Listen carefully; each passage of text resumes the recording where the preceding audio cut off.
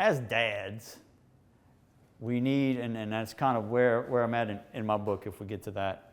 I'm in the back of it where we're guiding into adulthood. So we're still involved. We've done all the heavy lifting through adolescence. And incidentally, I was talking to one of my colleagues, the CPA deal Friday, that our kids are just transforming before our eyes into adults. And that I was always told, they're going to rebel in one way or another, into adulthood, and that's their striving to become independent. It's one of the chapters in there.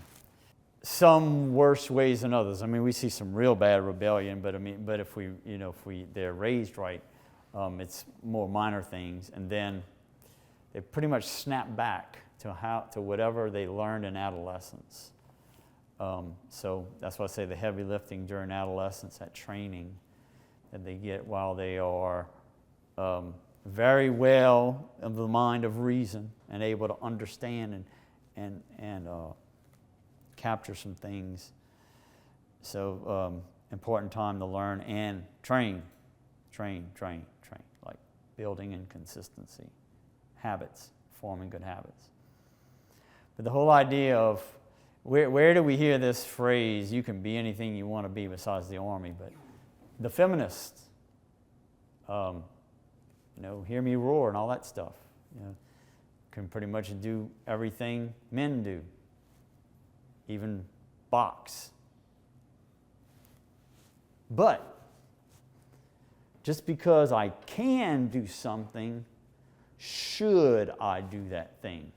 I could think of many things I could do that I literally should not do. So what's the significance of you can do anything you want? You can be anything you want.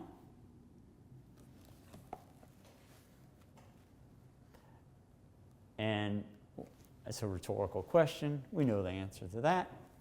So in our own children, that are our responsibility, like somebody told me that the other day, but I remember my mother saying the same thing.